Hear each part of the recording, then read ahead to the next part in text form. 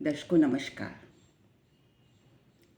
देखिए, भारत देश ही एक ऐसा देश है जहाँ पर 33 करोड़ देवताओं की पूजा की जाती है और सभी धर्म अपनी अपनी आस्था के अनुसार ईश्वर की पूजा करते हैं। लेकिन ईश्वर तो एक ही है, उसका कोई स्वरूप नहीं है, भिन्न भिन्न रूप हैं। आप जिस रूप में भी ईश्वर को देखना चाहेंगे, ईश्वर उसी रूप में प्रकट हो जाते हैं। और एक एस्ट्रोलॉजर के पास कोई भी सुखी व्यक्ति नहीं आता। जनरली लोग दुख से परेशान होकर या अपनी इच्छा पूर्ति के लिए आते हैं। तो वैसे तो अगर आप अपने इष्ट देव की बात करें तो जो लग्न के देवता, 5th हाउस के देवता, 9th हाउस के देवता, मतलब आपकी कुंडली के 1, 5, 9 हाउसेस के जो लॉर्ड होते हैं और उनसे जो कंसर्न देवता होते हैं वो आपके इष्ट देव कहलाते हैं। लेकिन अक्सर ऐसा देखा गया है कि लोग फिर भी ये जानना चाहते हैं कि उनकी इच्छा पूर्ति कहाँ से होगी, वो किस भगवान की पूजा करें, किस ईश्वर की पूजा करें। मतलब वो एक राह पर चलना चाहते हैं कि उन्हें आप बता दें कि उनकी इच्छा पूर्ति कहाँ से होगी। तो दर्शकों, इच्छा पूर्ति का घर है, डिज़ायर फुलफिलमेंट का घर है 11वां घर, कुंडली का 11वां घर।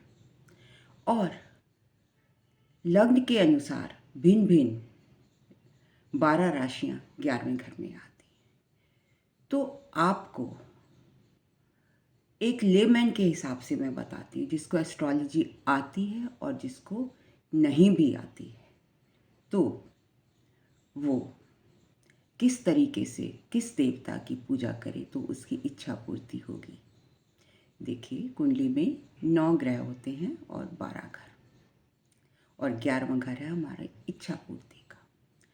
तो अगर 11वें घर, मतलब 11वां घर कौन सा होता है, अगर आपका मेष लग्न है तो 11 नंबर की राशि, मतलब वहाँ पर 11 लिखा मिलेगा आपको, तो that is 11th house, right. और ये इच्छा पूर्ति का घर है। तो अगर यहाँ पर मंगल की 2 राशियाँ होती हैं, 1 और 8, अगर 11वां घर जो मैंने बताया है काल पुरुष कुंडली के अकॉर्डिंग, मतलब यहाँ पर 11वें घर में अगर 1 और 8 नंबर लिखा है, 1 और 8 राशि है, तो आप किस देवता की पूजा करेंगे? आप करेंगे हनुमान देवता की या गणेश देवता की। अगर आप मंदिर जाते हैं तो ऐसा टेम्पल जहाँ पर दोनों ही देवता हों, ऐसी एनवायरनमेंट में जाइए और उनसे अपनी इच्छा पूर्ति के वरदान की प्रार्थना कीजिए। अगर वहाँ पर 5 नंबर लिखा है, मतलब 11वें घर में 5 नंबर लिखा है, तो इसका मतलब लियो राशि। और लियो के जो देवता होते हैं वो कौन होते हैं? सूर्य देवता। और सूर्य देवता के लिए हम किसकी पूजा करते हैं? एक तो सूर्य को जल देंगे और दूसरा आप श्री राम, जय श्री राम, श्री राम की, मर्यादा पुरुषोत्तम राम की आप पूजा करेंगे तो आपकी इच्छा पूर्ति होगी। अब अगर यहाँ पर 4 राशि है, इसका मतलब ये चंद्रमा की राशि है। और चंद्रमा के लॉर्ड कौन है, भगवान कौन है, डायटी कौन है? श्री कृष्णा। तो आप कृष्ण जी को ध्याएंगे। अगर यहाँ पर 3 नंबर या 6 नंबर राशियाँ हैं, ये किसकी राशियाँ हैं? ये बुध की राशियाँ हैं। तो इसके लिए आप श्री नारायण नारायण का पाठ करेंगे या उनकी पूजा या जो भी मंत्र आप चाहें वो आप कर सकते हैं। अगर यहाँ पर 2 नंबर या 7 नंबर लिखा है, 2 नंबर और 7 नंबर राशियाँ 11वें घर में हैं, तो ये शुक्र देवता को रिप्रेजेंट करती है और शुक्र आपका वेल्थ है, माँ लक्ष्मी को ये रिप्रेजेंट करती हैं। तो आप माँ लक्ष्मी की पूजा करेंगे अपनी इच्छा पूर्ति के लिए।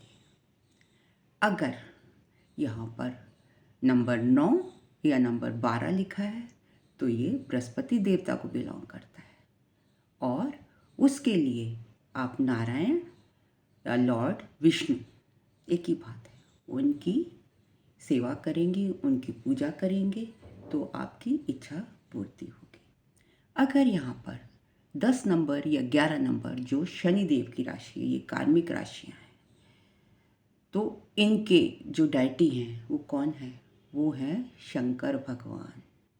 शिव जी की आराधना करने से आपको आपकी इच्छा पूर्ण होगी। और अगर यहाँ पर राहु केतु, मतलब राहु केतु भी, राहु तो शनि की तरह बिहेव करता है और जिसकी राशि में होता है उसकी तरह बिहेव करता है, बट राहु को शनिवत कहा जाता है और मंगल को कुजवत कहा जाता है, केतु को कुजवत कहा जाता है। तो आप राहु देवता के लिए माँ दुर्गा या शनिदेव की पूजा भी कर सकते हैं। केतु के लिए ये आपको मोक्ष की तरफ ले जाता है। लॉर्ड गणेश, माँ पार्वती के पुत्र, इनकी आराधना कीजिए। तो दर्शकों, ये था मेरा एनालिसिस कि आप अपनी इच्छा पूर्ति के लिए कौन से प्रभु की, कौन से ईश्वर की आराधना करें। अगर आपको मेरा वीडियो पसंद आया हो तो प्लीज़ लाइक, कमेंट, शेयर कीजिए, सब्सक्राइब कीजिए और डिटेल में जानने के लिए आप मुझे कांटेक्ट कर सकते हैं snehkapoor1812@gmail.com। Thank you very much.